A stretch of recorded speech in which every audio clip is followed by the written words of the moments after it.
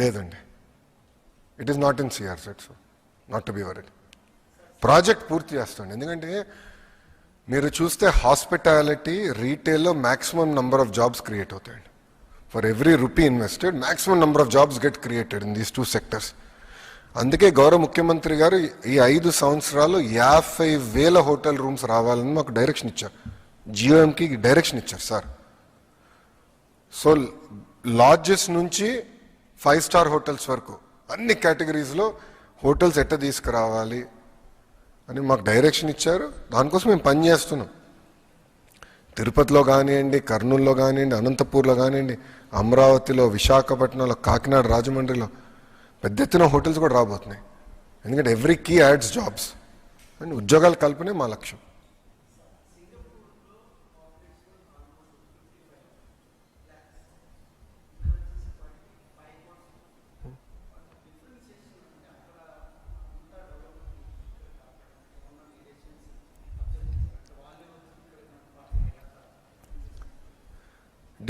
Differentiation ఏంటి చెప్పాలి? ప్రభుత్వ కొనసాగింపు. స్వాతంత్రం నుంచి అక్కడ ఒకే ఒక ప్రభుత్వం ఉంది. అప్స్ ఉంటాయి, డౌన్స్ ఉంటాయి నంబర్స్లో, కానీ ఒకే ఒక ప్రభుత్వం ఉంటుంది. ఆ ప్రభుత్వం కొనసాగింపు వల్ల పాలసీస్ కొనసాగుతాయి, ఇన్వెస్టర్స్కి కాన్ఫిడెన్స్ వస్తుంది. పెట్టుబడులు పెట్టేదానికి వస్తే ఎస్ ఈ ప్రభుత్వం ఉంటుంది, చాలా క్లియర్గా డైరెక్షన్ ఇస్తున్నారు, ఎస్ వీళ్ళు ఉంటారన్న భరోసా ఉంటుంది. ఈరోజు ఏమైంది? ఆంధ్ర రాష్ట్రంలో 5 సంవత్సరాలు టీడీపీ ఉండే, మేము చెప్పాం, కంపెనీలు తీసుకొచ్చాం. 5 సంవత్సరాలు వేరే ప్రభుత్వం వచ్చింది, ఉన్న కంపెనీలు తరిమేసినాయి. ఇప్పుడు మేము ఎక్కడికి వెళ్తే వాళ్ళు ఒకటే అడుగుతున్నారు, మీరు గ్యారంటీ ఇస్తారా జగన్ అధికారంలోకి రాడని వాళ్ళు అడుగుతున్నారు. ఎందుకంటే మేము అందరూ నష్టపోయాం గతంలో, మళ్ళీ అతను రాడని మీకు గ్యారంటీ ఇస్తారా అని అడుగుతున్నారు. సో ప్రభుత్వం కొనసాగింపు అనేది చాలా చాలా అవసరం. ఈరోజు భారతదేశం ఇంత స్పీడ్గా ముందరికి వెళ్తుందంటే, ఇతర దేశాలతో పోల్చితే ఇంత స్పీడ్గా ముందరికి వెళ్తుందంటే దానికి కారణం కేంద్రంలో continuity of government. The end goal is very clear, Viksit Bharat. $30 trillion economy మేము అవ్వాలి గోల్ పెట్టుకున్నారు, పని చేస్తున్నారు. భారతదేశంలో కూడా మేము గోల్ పెట్టుకున్నాం, $2.4 ట్రిలియన్ ఎకానమీ. ఒక గోల్ పెట్టుకుని పనిచేస్తే, ప్రభుత్వం కొనసాగింపు అనేది ఉంటే పెద్ద ఎత్తున పెట్టుబడులు వస్తాయి, ఇన్వెస్టర్కి కాన్ఫిడెన్స్ వస్తుంది. ఇప్పుడు సింగపూర్ గురించి మాట్లాడుతున్నాం, చైనా కూడా అభివృద్ధి అయింది కదా. ఎంత పెద్ద దేశం, ఎంత పెద్ద పాపులేషన్ ఉంది, ఆల్మోస్ట్ 1.3 బిలియన్ పాపులేషన్, అభివృద్ధి చెందారు కదా. సో ప్రభుత్వం కొనసాగింపు అనేది చాలా చాలా అవసరం, ఇది ప్రజలు గమనించాలి.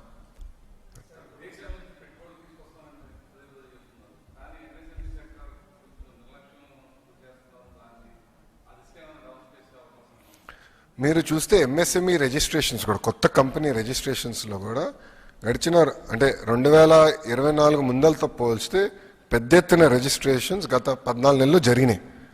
ఉద్యోగాలు కూడా వచ్చినాయి, ఇన్సెంటివ్స్ కూడా వచ్చే సెప్టెంబర్ మాసంలో మేము విడుదల చేస్తున్నాం. 100% ఎంఎస్ఎంఈస్కి ఇతర సంస్థలు కూడా ఇన్సెంటివ్స్ అని విడుదల చేస్తున్నాం.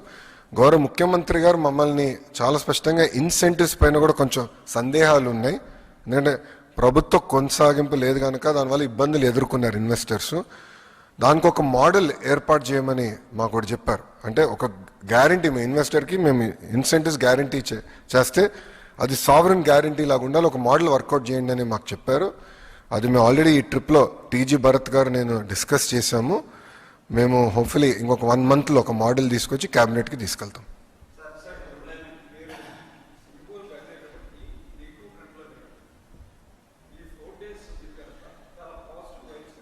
ఎస్,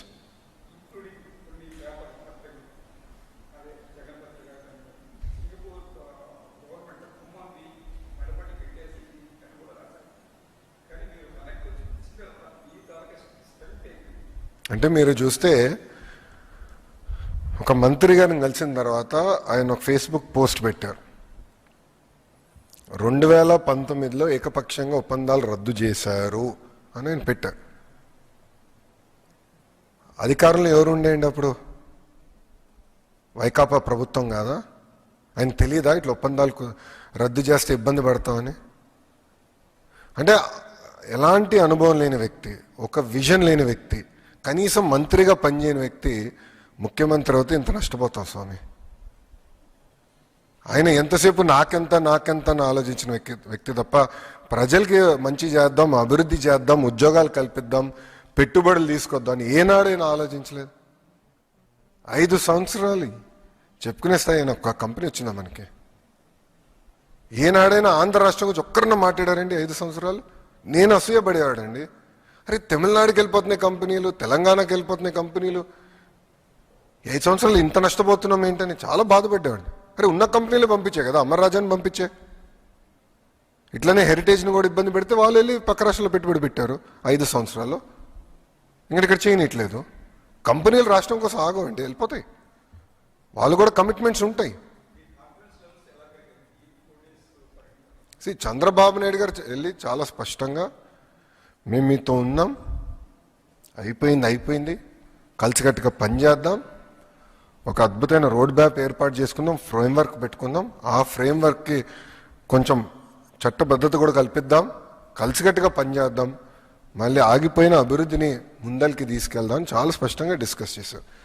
వాళ్ళు కూడా ముందరికి వచ్చి ఒక అమరావతి కాదు రాష్ట్రంలో కూడా మొత్తం రాష్ట్రంలో మేము కలిసికట్టుగా అభివృద్ధి చేద్దాం, వేరే ప్రాజెక్ట్స్ అంటే ఇప్పుడు మీకు స్పెషల్ ఎకనామిక్ జోన్స్ కానివ్వండి, పోర్ట్స్ కానివ్వండి, ఇవన్నిట్లో కలిసికట్టుగా చేద్దామని వాళ్ళు ముందరికి వచ్చారు.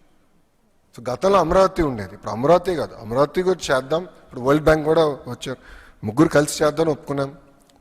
అమరావతి కాకుండా ఇతర ప్రాంతాలు కూడా అభివృద్ధి చేద్దామని నిర్ణయం తీసుకున్నాం. మీరే చూస్తారు కదా, మీరే చూస్తారు.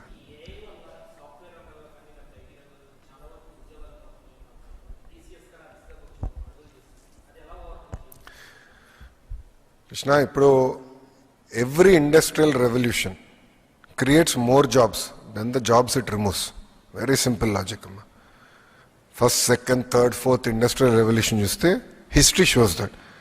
కానీ హిస్టరీ కూడా ఏం చెప్తుందంటే ఏ దేశం అయితే ఆ మార్పు కోసం సిద్ధంగా ఉంటుందో, రెడీగా ఉంటుందో, ఆ దేశం ఎక్కువ ఉద్యోగాలు క్రియేట్ చేస్తుందని. ఇప్పుడు మనకు తెలుస్తుంది ఏఐ, మెషిన్ లెర్నింగ్, క్వాంటమ్ దిశగా ప్రపంచం మొత్తం వెళ్తుంది. అందుకే నేను యాప్షీ చైర్మన్ గారికి చెప్పా, మా ఏఐ ఎంఎల్ మన కరికులంలో కంపల్సరీ మ్యాండేట్ చేయాలి. గౌరవ ముఖ్యమంత్రి గారు స్వయంగా క్వాంటమ్ కంప్యూటర్ని తెప్పిస్తున్నారు.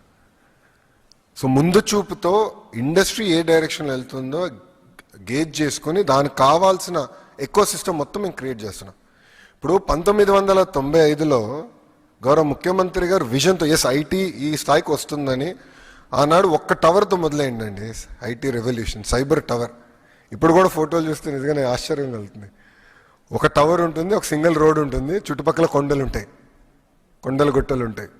ఈరోజు చూడండి అదే హైదరాబాద్, మెట్రో ఉంది, పెద్ద పెద్ద కంపెనీలు వచ్చిన ISB, Microsoft, rest is history. Right? అట్లా ముందు చూపుతో ఏ ప్రభుత్వం అయితే యువతని ట్రైన్ చేసి ఫోకస్డ్గా చెప్పి ఇది డైరెక్షన్, ఇది మన భవిష్యత్ అని చెప్తారో దానివల్ల మనకు ఉద్యోగాలు క్రియేట్ అవుతాయి. అది కానీ మన భారతదేశం మిస్ అవుతే వేరే దేశం గెయిన్ అవుతుంది. One second.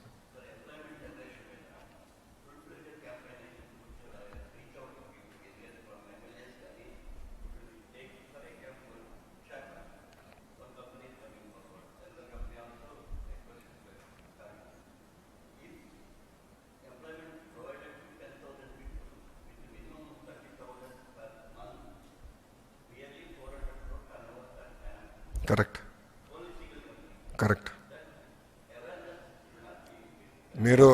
మేము ఐ థింక్ టెంటేటివ్గా September we will be launching TCS అండి. అంటే వాళ్ళు ఆల్రెడీ లొకేషన్ చూసుకున్నారు, ఫిట్ అవుట్ జరుగుతుంది. Cognizant I think around October we are going to finish. Then campaign కింద మేము తీసుకెళ్తాం. Will explain it to public. I take your point.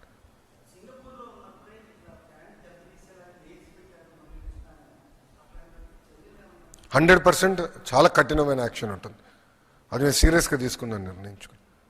గౌరవ ముఖ్యమంత్రి గారు అక్కడి నుంచే డైరెక్షన్స్ ఇచ్చారు.